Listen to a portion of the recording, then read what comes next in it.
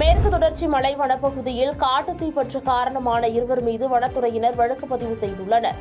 தேனி மாவட்டம் பெரியகுளம் அருகே மேற்கு தொடர்ச்சி மலைப்பகுதியில் உள்ள சின்னூர் பெரியூர் மலை கிராமத்தின் அருகே உள்ள வனப்பகுதியில் 2 நாட்களாக காட்டுத்தீ பற்றி எரிந்துள்ளது. இதனைத் தொடர்ந்து தேவதானப்பட்டி வனசரக வனத்துறையினர், தீத்தடுப்பு காவலர்கள் மற்றும் மலை கிராம இளைஞர்கள் என 25க்கும் மேற்பட்டோர் 36 மணி நேரம் போராடி தீயை அணைத்தனர். இந்நிலையில் தேவதானப்பட்டி வனசரக வனத்துறையினர் காட்டுத்தீ பற்றியதற்கான காரணங்கள் குறித்து விசாரணை மேற்கொண்டதில் விவசாய கழிவுகளுக்கு தீ வைத்தபோது வனப்பகுதியில் தீப்பொறி விழுந்து தீப்பற்றியதாக விசாரணையில் தெரியவந்தது. இதனைத் தொடர்ந்து தேவதானப்பட்டி வனசரக வனத்துறையினர் இருவர் மீதும் வழக்கு பதிவு செய்துள்ளனர். மேலும் வனப்பகுதியை ஒட்டியுள்ள விளைநிலங்களை சேர்ந்த விவசாயிகள் விவசாய கழிவுப் பொருட்களை தீ வைக்க முற்படும் பொழுது வனத்துறையினருக்கு உரிய தகவல் கொடுக்க வேண்டும் எனவும் அறிவுறுத்தினர்.